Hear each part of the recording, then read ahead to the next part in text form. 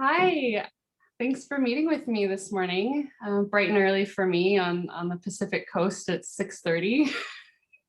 So yeah, I'm just going to introduce you and let everyone know who you are. So welcome to another episode of Through the Process.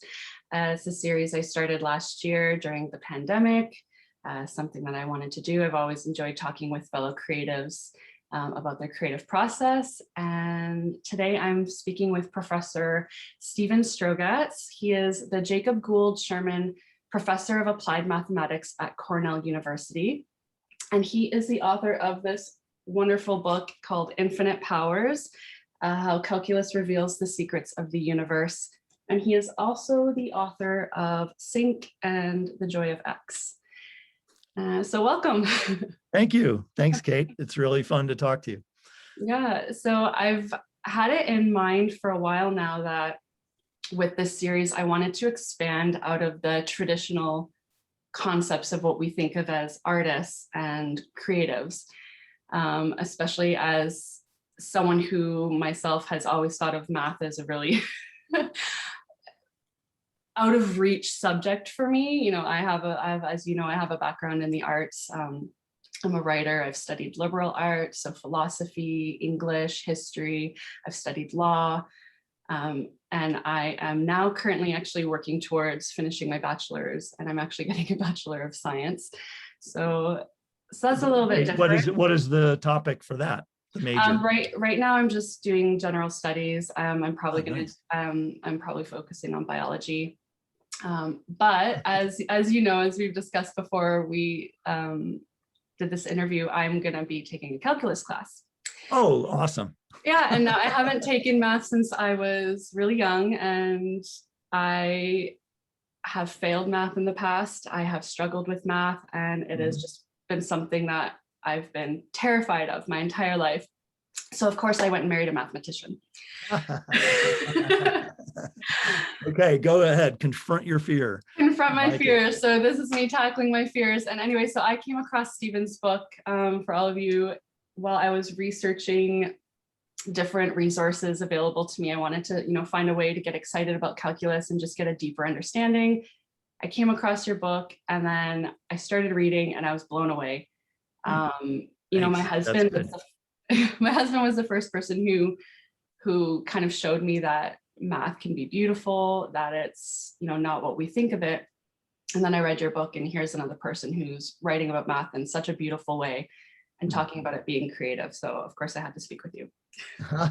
Well, it really is all of those things, but I am a little nervous on your behalf. I shouldn't say this. I mean, I should say, oh, it's all going to be great. But the truth is, a lot of calculus courses are dreadful, which is one reason I wrote the book. I mean, a lot of people have very aversive experiences with their calculus courses. They say this is when they hit the wall. Math made sense to them up to that point, but then calculus, So I hope that doesn't happen. If I could give any unsolicited advice, I would say, absolutely, make sure, bone up on your algebra. Since it's probably been a long time since you did any high school algebra. That's often what calculus students find the hardest, is they just sort of are rusty on their algebra. It never made sense to them. Geometry too. I mean, it's this very unforgiving subject. It needs everything that came before. So you'll need algebra, you'll need geometry. You have to remember some trigonometry, depending on how they teach it. Well, I did find this really great book. So for anyone out there who may be taking a math class or who wants to brush up on math or just even for fun, I found a book called The No Bullshit Guide to Math and Physics. And so I can't recall the author's name at the top of my head, but I don't know that book. I'll link it in the description, and I'll let you guys know after when this interview is uploaded. So that's been pretty helpful. It does give a refresher. But yeah, going back to your book, what I loved about it so much is the way you speak about the history of mathematics. And for me, especially, I've always been someone who needs context when I'm learning something. I want to know why I'm learning it and why it's important, and like, how does it apply to me? And I think for me, reading about the history of how they discovered math and how hard it was and all the work that went into it, I think that really opened my eyes and made me see like, oh, okay, you know, this is something that's really, people have been dedicating their entire lives to this.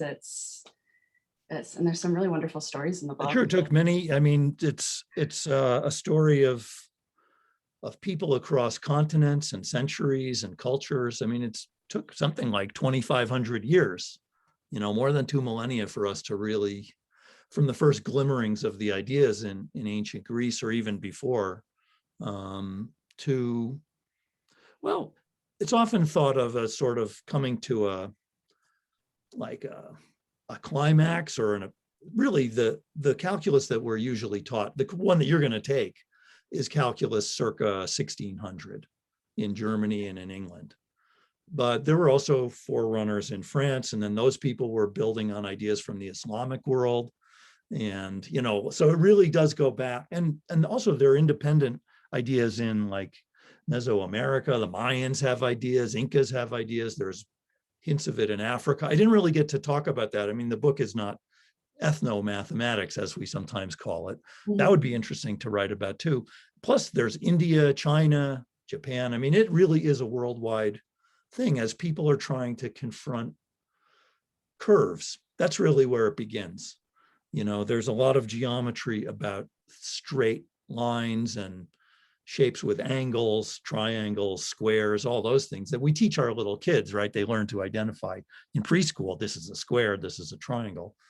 But, and they learn about circles too, which are round and curvy, but measuring things about curved shapes, like the area inside a circle or the distance around a circle, the circumference, that turned out to be a really hard problem that cultures all over the world worried about.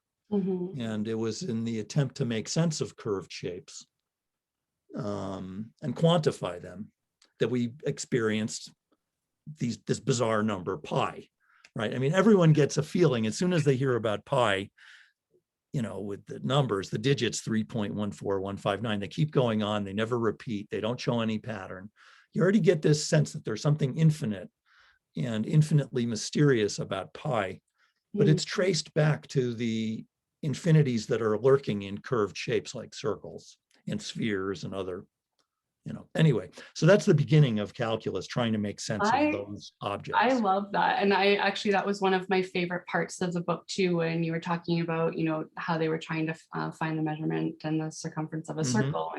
And then you're getting into talking about infinity and pi. And even just the way you described it right now, I feel like I could go write a poem about that right now. It is really mysterious. And actually I wanted to bring up, just because you mentioned patterns, I came across a TED Talk recently by, his name's Harry Baker, and it's titled How Learning German Taught Me the Link Between Maths and Poetry. Oh. And one of my favorite quotes from the TED Talk was, piecing together simple sentences became like mini equations to be solved there and then. It involved the pattern recognition and attention to detail that I loved for math, and it combined with the creativity and the ability to think outside of the box that I really enjoyed about poetry. And I love that he said that, because as I was reading the book and you were talking about, so let's just jump into a math concept here, and we'll keep it very, very basic, but where am I in my notes?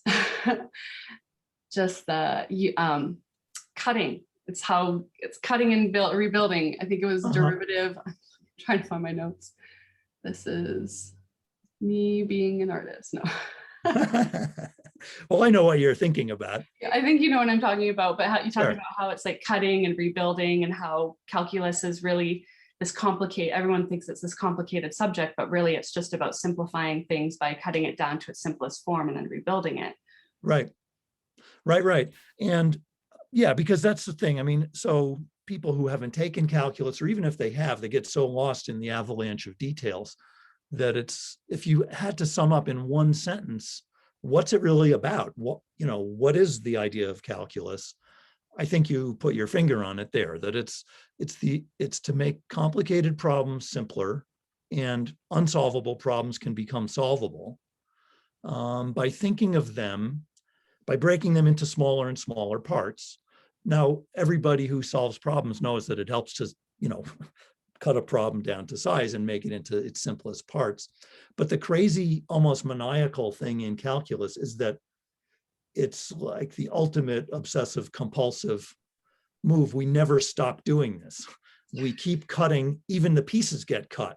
And so you keep cutting all the way out to infinity till you have nothing left but infinitesimal dust.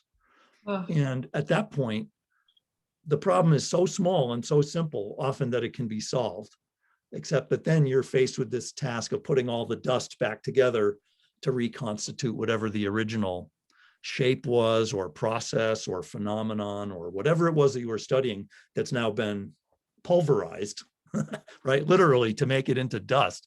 Yeah. Well, it's so funny that you say that, because and this is where I feel like we can make a bridge between art and math, and maybe hopefully get some understanding between,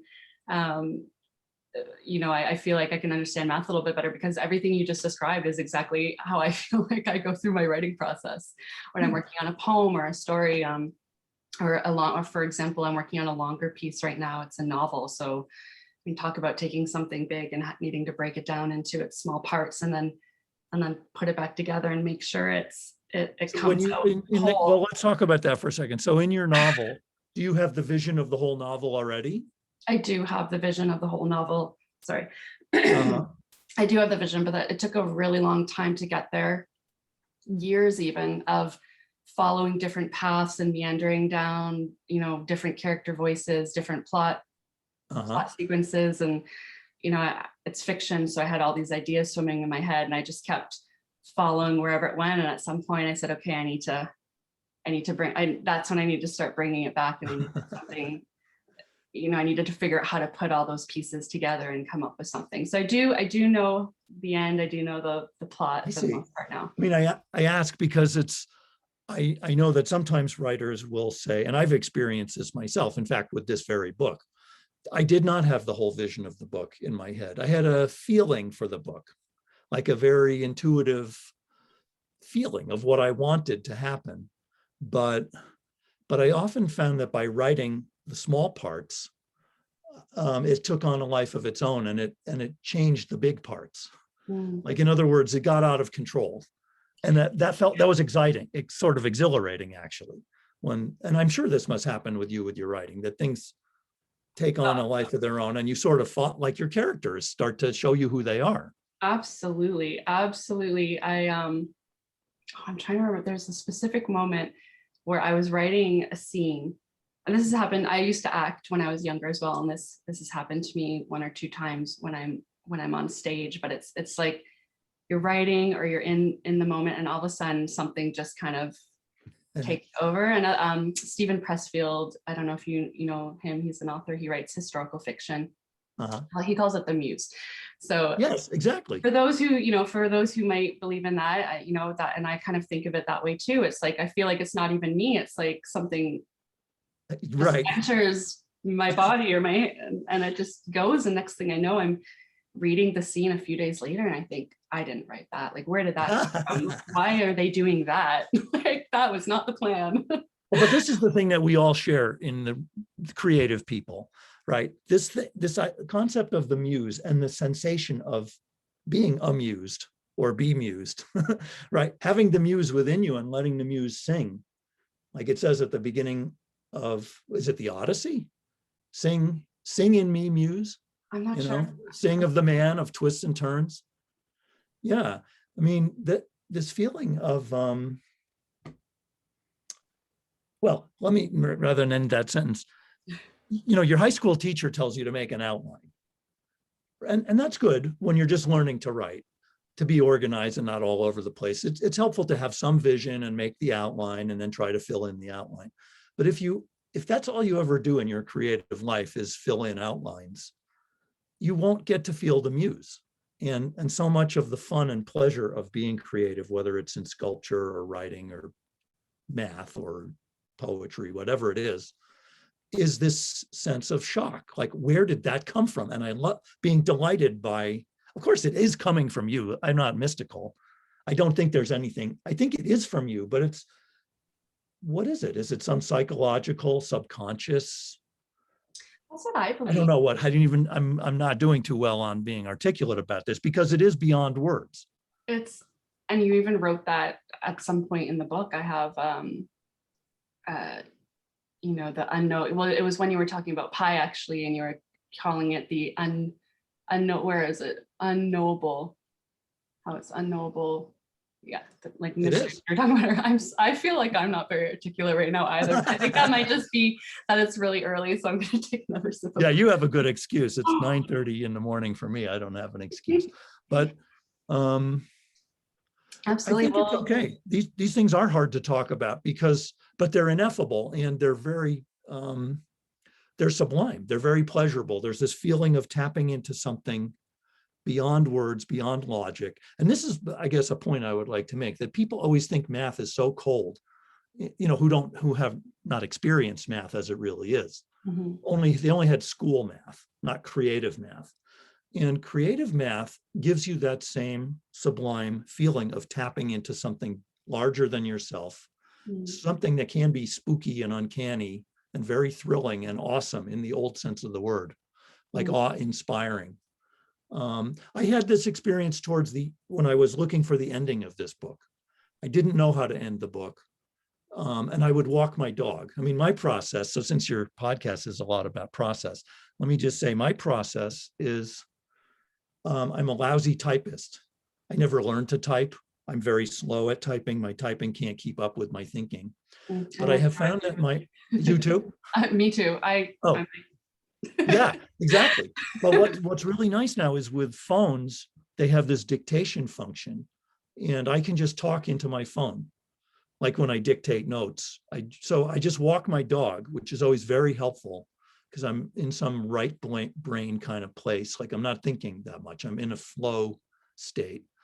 And also it's very easy if I make mistakes or if there's gibberish, who cares? I can just delete the note. So I just talk and talk and talk to myself. And this one day while walking my dog Murray, I started to feel something beautiful coming out. And I just kept talking and tried not to censor it or judge it. And I think I started speaking in iambic pentameter, because at the end of the book, I don't know if you finished the book, but at the end, there's a point where as I was dictating it to myself, I started crying. It felt so perfect. And that's the ending of the book. And other people have told me that they cry at the end of the book. Oh my gosh, I'm so close to finishing the book. I haven't Okay. quite made it to the All very right. end. Well, let's see if you feel that way when you get to the looking end. forward to that even more. I'm looking forward to that part even more. That's beautiful. And see, I'm so happy that we're having this conversation, because this is something that I never would have thought about with math. Like you said, people who only have school math, they think of it as this really cold subject. And as someone who, you know, I guess over, you know, from my younger years on has always been considered, you know, by others and even possibly by myself as someone who's more, you know, sensitive or more feeling based than, you know, logical and rational thinking. You know, I was used to being told that you know, you feel too much or this and that. So and then you go into subjects like math and you think, oh, this isn't accessible to me. This is very, you know, that's for other people who think logically and rationally, and that's not me. So you know, and then it didn't help that I had some adverse experiences with it from a young age. And then of course, it's one of those things, like you said earlier, when you're speaking about the 2,500 year plus history of math, it builds on itself. So if you lose it in that beginning stage, it just, the way it's taught, it's not, I mean, it's not inherent to the subject so much. It is possible to jump in at different places, it turns out, but the way that for reasons of the curriculum and sort of the industrial mentality of school, where students are on an assembly line marching from kindergarten to senior year of high school or college, we've made it mechanized. And so you do have this feeling of, if I get off the assembly line, if I fall off the conveyor belt at some point, I'm in trouble. And in practice, that's true, but it doesn't need to be. And you know, look, you're diving in right now at this stage in your life, and it's fantastic. You're back on the conveyor belt. and I'm very excited about it. Okay. I actually am, because, you know, it's one of those things where I've always felt like I needed to, I needed to confront it. I needed to confront that fear and figure out like, well, what's so, my husband loves it so much. He's always talking about how he can't wait to go back to and, do his PhD in math. And actually, one of the questions I'll ask you after is why aren't there any more PhD programs online? Why do they all have to be in person? Is that true? I don't know really. So a lot of those schools have. He's been looking for. He has been. I can talk more about it with you after, but he's been looking, and he's having a really hard time finding online availability. A good program online. So I wanted to pick up on this thing you said a minute ago about feeling. Yeah, let's go back. you being accused of having too much feeling or something. Yeah. This duality between feeling and reasoning, or logic and emotion. I don't like splitting people in half this way. I mean, we all have feelings and we can all think logically. And I think in great art and in great math, you need both. I'm sure in poetry, you have some desire to express something, but then there's the question of technique, how to express it, how to be crisp, how to use the right word, the right structure to really amplify the feeling or can get. So if you're all feeling and no technique or no logic, no structure, you're not going to be a great poet. And it's a diary. Right. But if you're only technique, then you have nothing to say. I think you put that perfectly. And, I started out, I made a joke about it being a diary, but I actually got into writing poetry because of being an avid journal writer my whole life. And then it was my way of working through things. And then, one day I just had all of this stuff built up inside of me and it just needed to come out. And I just started writing these poems and I'd kept them private for a really long time. And at one point I did sign up to take a fourth year poetry class when I was back in college, and I begged to be in this class. I thought I was ready. I was like, I'm a poet. I'm ready for this class. I want to be in this workshop, come hell or high water, it's happening. And I think I just wore him down until finally he's like, yeah, okay, you can be in the class.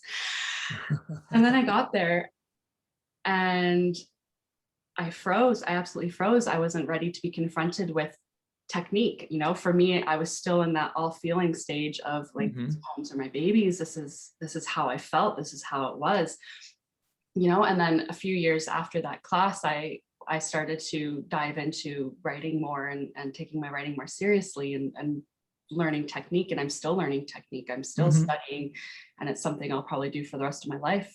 If I want, at least if I want to get better. And there's so much, I have an email chain conversation with a writer friend of mine about one of my poems we were working on. And we're talking, getting down to the nitty gritty, like, okay, why is this line ending on this word? Why this word choice? It gets very technical. And I found that I really loved it. I love that. I love the technique. It's well, fun. so the interesting thing for me was a long time, I'm thinking back to high school where I didn't understand poetry at all. And I especially remember being mystified by 𝙃𝙃 𝙃𝙃, who they often have you read in high school because his stuff looks so provocative to a high school kid without the punctuation or capitalization or the funny placements on the page. And I had a great English teacher named Miss Archibald.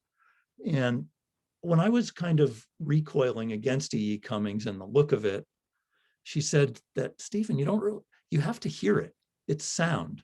You need to listen to it. It's not just words written on a page. It sounds a certain way. Listen to it, sing it. So like anyone lived in a pretty how town with up so many floating bells down, like I started to realize that's a beautiful love poem. Anyone's any was all to, I can't remember the words of the poem, but it's a very beautiful love poem about all of us.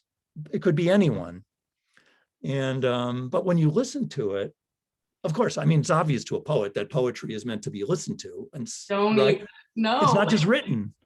But so I had to unlearn technique and all my tight feelings about grammar or punctuation or getting the lines in register. Once you liberate yourself from all that, poetry, I just felt like it was an aha moment for me. Like suddenly I had a feeling of, this is what poetry can be. I get it suddenly. And I don't still know much poetry, but it really opened up the world to me to think of it as an oral medium, not just written. And that, I don't think that's, you were talking about how they teach math a certain way in school, I feel the same way about English. And I mean, I actually hated poetry in high school. I didn't get it. Especially we were reading Shakespeare and all the greats, and maybe I just wasn't paying attention, and I just didn't have the interest at the time. But I don't think it's all that intuitive that it's meant to be listened to. I think the way your teacher pointed that out to you, I would have needed that pointed out to me too. Like that wasn't just something that came to me. So well, and in school we spend so much time analyzing, right? Think of all the essays we had to write. What does this poem mean? What is the author trying to do here or there? And that's fine. That's one side of your brain. I mean, figuratively, maybe actually literally, if you believe certain psychological treatments of, left and right brain. I don't think it's that simple. I don't think the psychologists think it's that simple anymore either. But okay, just speaking metaphorically, I think in school we tend to do too much critical thinking and not enough creative expression. I agree. And there's, you need them both. This is the thing. It's not like one is better than the other. You can't be all mush and you can't be all ice. You have to have, right? Hot and cold. Well, kind of going on that concept of balance and having both. So you've spent your career in mathematics and teaching mathematics, and now all of a sudden you're presented with the opportunity to write a book. I would love to hear a little bit about what that, you've touched on a bit of what your process was like, how you would go for walks with your dog and write, but how did that come about, writing the book, and what was the process like for you, and sort of switching into that more creative, not more creative, sorry, that's a bad choice of words. I've been in love with math since childhood, but I actually like all the subjects in school. Except for history, I didn't like at first. I actually didn't like history. Funny about that, but I mean, especially because this book is so much history in your book. Well, that's the thing. You have to grow up. I find that history makes more sense to me the older I get. That as a kid, I didn't really get it. But after you live through some things and you start to realize there's all these different ways, like think of the times we're living in now, how will the history of our time be written? It sort of depends on who has power later on. If we end up becoming a dictatorship, the history will be written a very different way than if we become the democracy that we used to be. Well, it reminds me of the line, and I don't know if you've seen Hamilton. Of course. Miranda. Yeah. So that's the song at the very end. It's like, who tells your story? Oh, yeah. It's so true. But this is something, when you're little and you just get one version of the story, you think, okay, history is about memorizing what happened. No, well, there's that, but there's also who gets to tell the story, and they tell what happened, and they may twist it for their own purposes. It's really complicated. So like to figure out what's the history of calculus was something I had to think about a lot. There's a lot of mythology. Anyway, your question was about the process. I learned calculus in high school. I loved it. I thought it was so powerful and so inspiring, all the things you could do. I was good at math in the technical sense, but I started to feel this great sensation of power, which was intoxicating to a 16-year-old boy. Like, I'm very powerful now. I can solve all kinds of really hard problems that I couldn't solve before I learned these tricks. They felt like endless tricks at that time. And I like tricks. I like the competitive feeling of it. I liked being able to do it when my friends couldn't do it. This is juvenile, but that's what was attractive to me at that time, But then as time went by, I started to feel that it was beautiful, that it had really creative, imaginative ideas in it. It wasn't just powerful, it was beautiful. And so as the years went by, and then I became a teacher, and I liked explaining things to people and sharing them. Like, I think something's beautiful, I want you to see why it's beautiful, or powerful, or fascinating, or mind blowing or whatever. And then I started to feel this mismatch between how great the subject was and how dry it looks in textbooks, and how so many students are turned off by it or have really soul-crushing experiences with it. I mean, it hurts their ego. They feel stupid afterward. And the really inhumane way that we teach calculus, to classes of 500 kids in a lecture. And so I just felt there were so many disconnects and so many things wrong that I wanted to get the beauty of the humanity of the subject across to as wide an audience as I could, who I felt had been damaged by what they went through. I mean, a lot of people are not damaged. Your husband became a mathematician. Yeah. A lot of us get it, but a lot of people don't get it. And so I wanted to write for all of them, maybe for you. I feel like you did an amazing job at it. I mean, so much so that I'm in the middle of reading the book and I'm like, I have to talk to him about this. Yeah, and you're reading a math book. What is this? So that's it. I'm writing for the humanities types, and I wanted to try to do that. But then the question was, well, how do you do that? Should it be about history? Should it be about the big ideas of the subject itself? Should it be the stories of the people who created it and what they were like? Or should it be about the real world? Like, who cares? What has calculus done for the world? Why does it even matter? So I felt I want to do all of it. Yeah. I want the stories. I want the reality of why it matters. I want the big ideas. And my editor was a person like you. He said he took calculus. He didn't get it. He didn't know why it was important. Didn't really understand what it was. His kid is now taking it. He feels sort of like he can't connect to his son because he doesn't know what the son is doing. So he was the perfect editor. 𝙏𝙃𝙧𝙤𝙪 is the name of my editor. And he was great. And he helped me find the story. Because at one point he said, oh, I get it now. Calculus is about simplicity. And I thought, whoa, that's interesting to say it like that. So that was his vision. I was kind of mired in the details. It took a long time. I had to give him 3 drafts of the book. It was actually an incredibly arduous process and bad for my family in a lot of ways. Oh yeah. I was up here, I'm where I am now in my attic, laboring over this thing, trying to find the book, like Michelangelo finding the sculpture inside the marble. Mm-hmm. It was in there somewhere, but I didn't know what it was. At first, it was too much of a history book. And Eamon said, for someone who's not interested in math, the history of math isn't that interesting either. So, I mean, he didn't say it so mean. That editors are nice. They're very diplomatic usually. They're very good at this. Editors are amazing. Having a great editor and can help you find and you just said it. You were mired down by the details, and I feel like that is a struggle. I don't want to generalize and say all artists are like that, but definitely myself as an artist, I feel I get stuck in the details, and sometimes it's hard. I need someone on the outside to tell me to step back and see that bigger picture and to see what the story is. So well, that's the tension in any creative thing, that you have the big picture that you want to get across, but you can't. It's too big. You have to get in there and get to the little details. And then it's easy to get entranced by them because the technical problems are so interesting to someone who loves her craft. Yeah. Right? So, and this is where I can say, where we can find the artistry in mathematics. So when I was younger and I first met my husband, he told me that people had referred to him as an artist mathematician. And I never really understood it before, but now I feel like I get it now. And I would say the same thing about you. You're an artist mathematician. I think pretty much all of us are. The truth, I mean, it's not, when you're really into it, that's what it takes. But that's the funny thing. Some people are so engrossed in the craft that they often work on boring problems. They don't care what the problem is. They don't care what the question is. They just like to do their technique.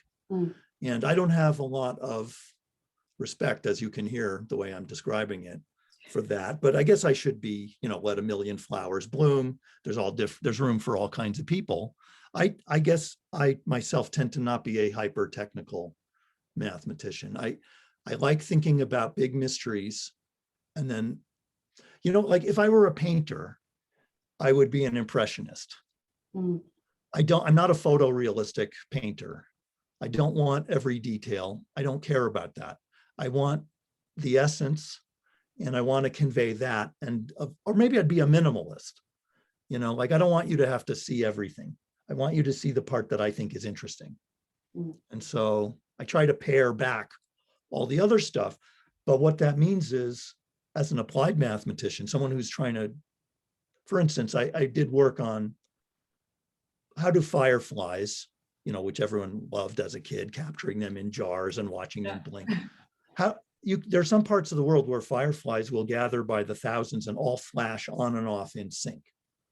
Okay, so they flash in unison. They're coordinated. They look like an orchestra or like a Christmas tree. They're perfectly in harmony. And it's amazing because they're not the cleverest creatures on earth. How do they coordinate? How do you get mass behavior? How do you get group behavior out of individuals? And in this stunning way. I mean, it's really spectacular that you have these whole riverbanks in Thailand, boom, it's all lit, and then it's dark. And, people have been commenting on it for hundreds of years, that this is a shocking thing that occurs in the tidal rivers in Thailand or Malaysia. The fireflies can flash in rhythmic unison. How can they do that? So that was a big scientific mystery. And I, with my friend Rennie Marolo, made a mathematical simplified model, like an impressionist painting, of what the fireflies are doing. Oh, I'd love to see that at some point. Well, it's really, I mean, it became some of my most famous work. And I wrote this book, Sync, about how things get in sync. Okay. So that's what that book That's is. the Okay, theme so I'm of gonna the have to book. go and get your other books and read those as well, so that I know everything. But the point I was trying to make about it is that I didn't get it right scientifically on purpose. So there are people who really study fireflies and know how they work to a large extent. And their work is very detailed. And one kind of applied mathematician would say, we need to get the science exactly accurate. We're trying to get the science right. That's fine. That's not me. I'm not that interested in the fireflies per se. I'm interested in the larger theme of the individual and the group. How do you get group behavior that is, coordinated or organized out of mindless individuals like fireflies who are not conscious, they're not trying to get in sync. I mean, because I see that as a large theme in all of science. How does the economy work? How does the immune system work? There's all these different kinds of cells in our body. How can it be that most people don't really get sick when they get COVID? That's amazing, right? Our immune systems have never seen that particular virus, and yet they somehow can organize themselves to beat it off and kill it. In 99% of the cases, people do. So that's a phenomenal thing, that we have an immune system. How does that work? That to me is a math problem, which, that's crazy. I have a note about that, about how differential equations can help, financiers, about what was it? Differential equations, they help us predict how epidemics will spread. Yes. As an example, and how these things work. So, and I find what you're saying about the looking at math in a more impressionistic way, I find that really relatable. And again, maybe it's just me, but maybe a lot of people will relate to that as well. But, that's one of the things that sort of drove me to choose science to complete my bachelor's. I'm halfway there, because I feel like I'd come up against a wall of my understanding of the things that I'm interested in. I'm interested in the big mysteries of life and the cosmos and all the big things. But I feel like I just, if I want to be able to think about it more deeply and understand it better, or even write about it in an artistic way, I felt like I needed to go a bit deeper and learn a bit more about how it works. But I don't feel like I need to know every single detail or, I just want that basic understanding, and then I can sort of step back and think about it in the bigger picture. Well, it's tricky with the details because it's easy to be a charlatan or a dilettante, so I have spent my whole life learning science, biology, physics, chemistry, all of it. And I feel like I have license to ignore things that I want to ignore because I know what I'm doing. Right. Like it's an artistic choice. Some artists break the rules on purpose because that's part of what they're, like say E.E. Cummings, who we were just talking about. I mean, he knows how to punctuate. Exactly. He chooses not to because of a certain aesthetic choice he's making. And And that's it. so, I think you need to know those rules before you can break them. I know that's kind of a cliche, and they say but it's that in true. writing and poetry, but it is true. It is true, you So know. these guys in calculus that are, and by the way, I say guys, I do try to tell the story of some of the great women mathematicians who are part of this story too, which are largely unknown hidden figures, Yeah. including Katherine Johnson, the most famous of the hidden figures. But I mean, she used calculus in helping us put astronauts on the moon. But anyway, well, I've lost my train of thought. It's okay. You know what? I'm looking at the time, and I know we have to wrap things up soon. Okay. So I want to kind of end this with All a right, sure. quote, just to sort of bring together the art and the math one last time. So there's a section of your book called Calculus and the Enlightenment. And there's a funny story about, you know, the Romantic poets. So William Blake, Keats, Wordsworth, all of them, and their thoughts on math at the time. And in the story that you recount in the book, at a raucous dinner party in 1817, Wordsworth and Keats, among others, agreed that Newton had destroyed the poetry of the rainbow by reducing it to its prismatic colors. They raised their glasses in a boisterous toast to Newton's health and confusion to mathematics. And I think that's so funny that they said he ruined the rainbow. He did. Yeah, He that's ruined the hilarious. rainbow, right? I mean, he's the one who realized that white light is made up of all its colors, of all the different colors. And for the Romantic poets, it was a very disturbing thing to take something as, you know, as emotional as a rainbow and analyze it, literally chop it into parts, into, in this case, the spectrum of colors. Does thinking about things in that way destroy their poetry? And they seem to feel that it did. A lot of us with a scientific worldview think that things become even more beautiful when we understand them. So, you know, I mean, there's an old poem, speaking of poetry, so Walt Whitman has a poem called something like The Learned Astronomer. Or maybe it's The I Astronomer. don't know if can't that's remember the I know which one you're talking about, though. I don't know. He talks about, you know, he's going to a lecture and the learned astronomer is telling him all kinds of stuff. And he just like can't wait to get outside and look up at the stars. You know, like for him, for Whitman, there's something offensive or negative in some way about this analytical approach to the stars. It somehow diminishes the wonder and the awe of a starlit night. But we don't feel, I mean, I certainly don't, and a lot of other scientists don't feel that way. For us to think about the stars and know that, you know, the stars are using nuclear processes to make all the atoms of the universe, and that when those stars explode, they spray their atoms all over the cosmos, and we are made of those atoms, so that we literally are the children of the stars. I mean, every molecule, every atom in you came from the interior of a star. I find that a very beautiful thought. I'm connected to the universe, literally. I'd rather have that knowledge than be ignorant of that. I totally agree. And I think that's a wonderful note to end this conversation on. I think, you know, maybe back in the 1800s, they thought science and calculus was going to ruin art for everybody and ruin the beauty of life for everyone. But I personally find that the more I learn, the more questions I have and the more in awe of everything I am. And I think that's a beautiful place to create art from. So thank you, Cate. Yeah. Wow, this was really fun. Thanks for having me on. Thank you so much for joining me, and I hope you have a wonderful day. You too. Okay. Bye, everybody.